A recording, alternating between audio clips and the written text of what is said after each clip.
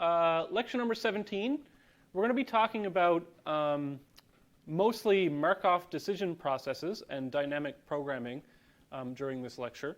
This lecture has a number of different things to it. It's a little bit disjointed, but I've tried to marry it together as nicely as possible. But there's going to be essentially 3 or 4 different sections, but they all sort of tie together with the same theme toward the end. So Markov decision process. Have any of you encountered this in another course before or are familiar with the term? Okay. So we talked earlier on in the course, either directly or indirectly, about this thing called the Markov property. And so in the reinforcement learning framework, agents make decisions as a function of the state and the environment, right? So I'm in a state. What is the action that I should take at that state? And the state of the environment is all the information that's available to the agent. And if a state contains all of the relevant information to make an optimal decision, then it's said to be Markov or have the Markov property. And intuitively, this was the thing about having no state history required. Okay?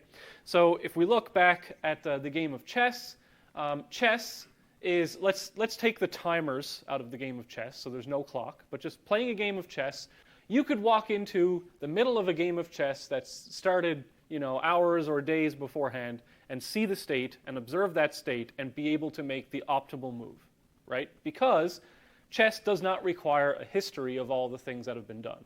Also, it's not a partial information game, it's a complete information game. And so you have all the knowledge that's required to make a decision. And we saw this in a previous lecture where we're playing this video game here, and this player up here takes this shot which deals the last point of damage to the Baron, and that was this is a good thing. It ended up winning the game for them. But from the point of view of that player, they didn't actually have vision of that area. They had to use knowledge that they had leading up to that point in the game. Okay, I saw them enter that area about 30 seconds ago. I know that these are the types of items they have. They have this much DPS, therefore I'm going to guess that this is when I should take that shot. Now, 9 times out of 10, it won't work, but this time it did work. So the Markov property, so in general, in all problems, environment state and rewards may be dependent on the complete action sequence, right? So like really complex video games, stuff like that, some real life problems, you may not be able to just look at the current state and make a decision. They may just depend on the entire state and action sequence. So this means here, so the probability that state t plus 1 equals the next state and the reward t plus 1 equals a given reward is dependent on the complete sequence of state action rewards so far. So in general, that is the case, right, for every possible problem. Whereas if I'm at a particular state, the next reward that I get, the next action that I do is dependent on the complete action sequence. But if the Markov property holds, and then the environment response, meaning the next state that I go to dependent on an action, only depends on the state and the action at time t and not the entire history. And so this simplifies dramatically just down to, okay, I was at a state, I took an action, and then I go to this next state at the next time step, and I get this reward. Okay, it's only dependent on the current state and the current action that I took. So that's the definition of the Markov property. So then, any reinforcement learning task that satisfies the Markov property is called a Markov decision process, or you'll probably hear this as an MDP, right? So there's an MDP over here, an MDP over there. That's what an MDP is. If the state and action spaces are finite, it's called a finite MDP. That is usually the case. We're not typically dealing with action spaces that are infinite. If you have a partially observable environment, then you may come across something called a POMDP or a partially observable MDP. We are not going to be dealing with those in this course. But the complete definition of an MDP is the following. So this here, this is SAPR. This looks like a Y, but it's actually a gamma. Okay. But to remember this, I just remember SAPRI. That's how I look at it, sapri. Even though it's not a Y, it kind of looks like an English Y, so I say that. So definitions are great exam questions, right? So being able to regurgitate this on an exam is a possible question. So S, that is the finite set of states that are in our environment. A are the finite set of actions that are legal from state S. P, A, S, S prime. P may look like the policy, but it is not the policy. This is the definition of the problem. The policy is part of the solution. Okay, so it's not in the MDP. What this says is that this is the probability of the next state being a given state, given that my current state is S and my current action is A. And the probability, given the action A, that S transitions into S prime, this would mean that in general, MDPs can handle non-deterministic environments, right?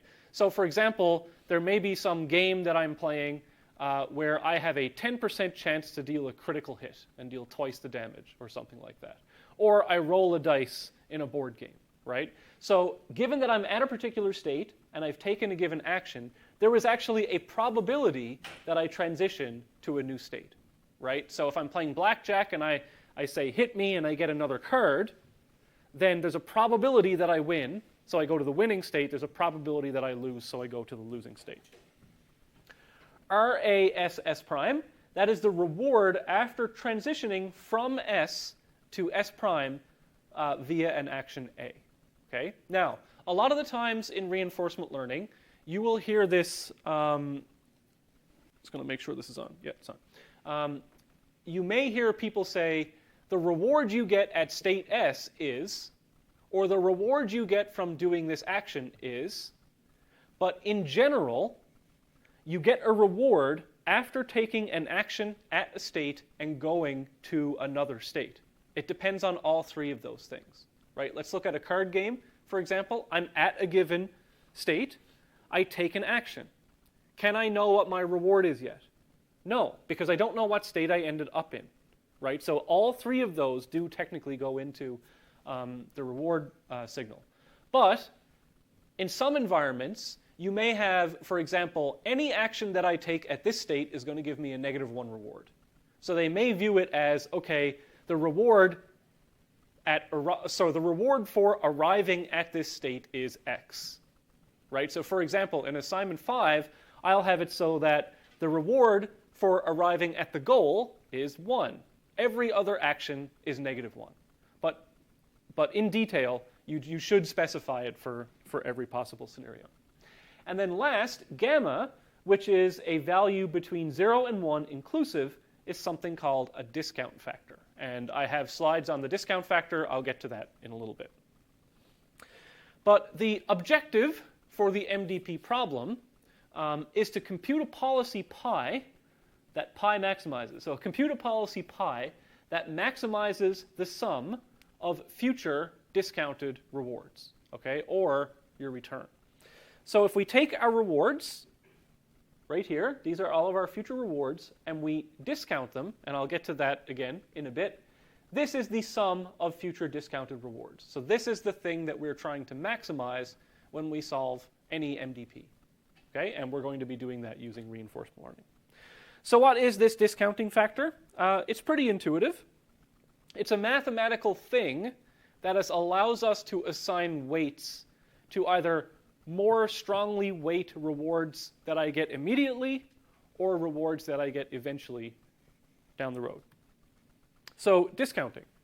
An agent tries to select actions that maximizes the sum of discounted rewards. And so the return, capital G of t, is equal to the sum of the rewards. However, there's this gamma term that gets multiplied. Okay? So the sum from k equal to 0 to infinity, and gamma to the k, so if k is 0, anything to the power of 0 is 1, right? So the first reward, t plus 0 plus 1, that's just 1, or sorry, t plus 1. So the gamma for the first term is, sorry, gamma to the power of 0, gamma doesn't appear here because that's just 1, all right? Then we have gamma to the power of 1 for the second one, so that's why we have gamma here, then gamma squared, then gamma cubed, et cetera, et cetera. So each successive term gets multiplied by gamma.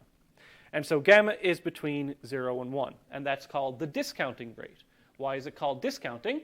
Well, if it's between 0 and 1, then, for example, if this was 1/2, then I would fully weight the first reward, but then I would weight by half the next reward, and then the next reward would be half of that, so 1/4, then 1/8, then 1/16, etc.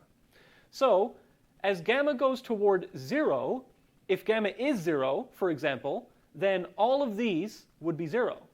And so gamma of 0 means we only care about the next reward.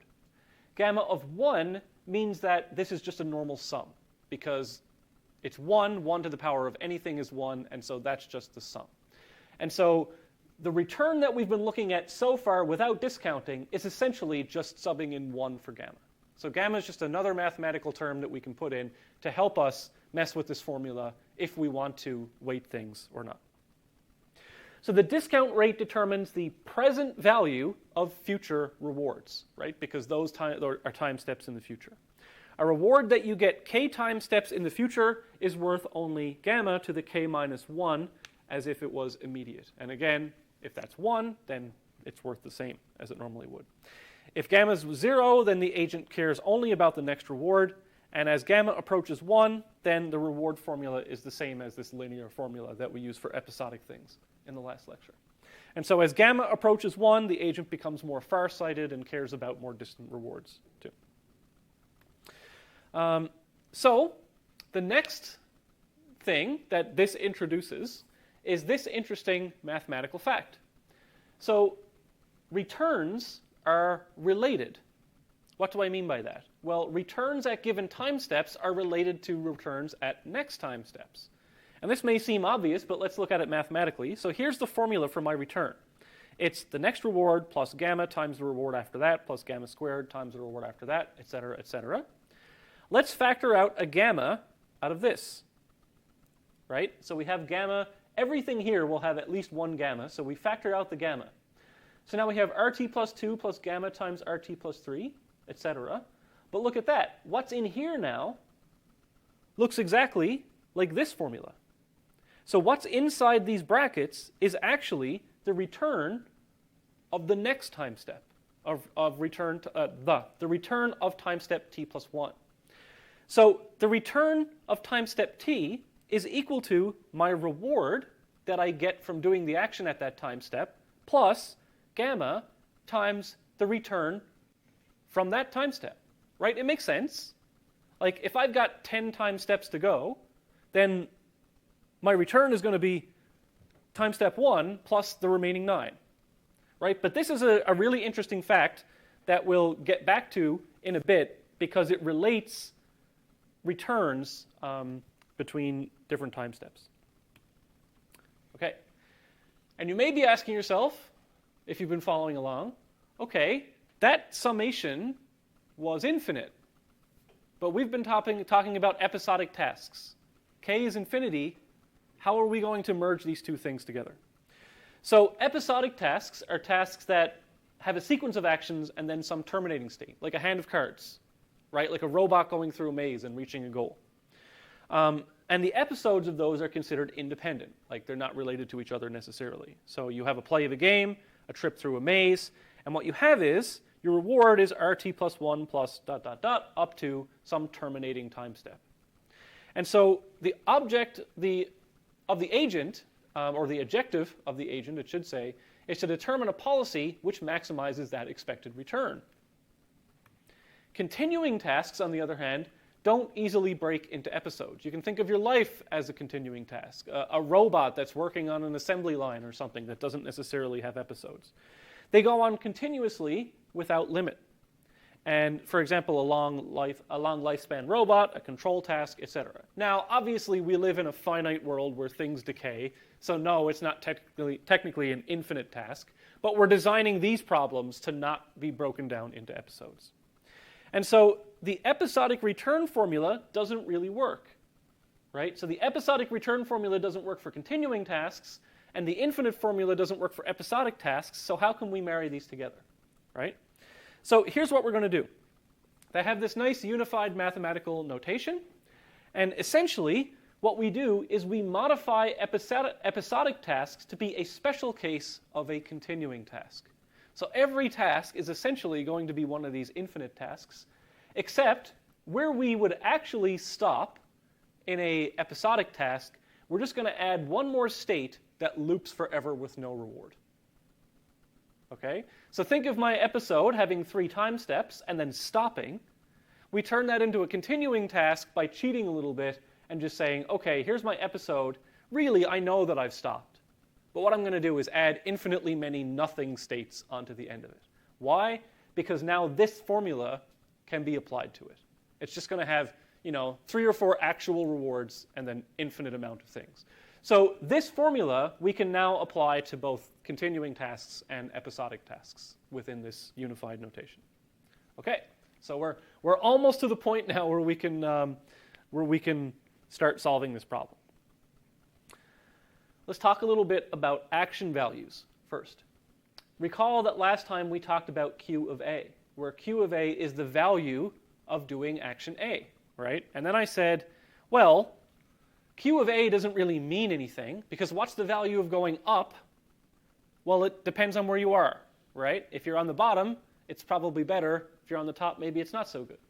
So the value of doing a specific action will vary depending on the state in which you did that action.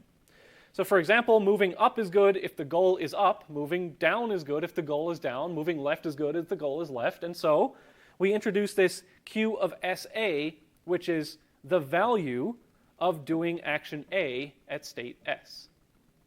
And the example I gave, so here we're at a particular state, and we talked about the bandit problem last time. So okay, the action is up, here the action is left, here the action is right, and here the action is down. So we have values of doing those actions at this state, and the values of doing actions at a given state are probably going to be different than doing the same actions at a different state.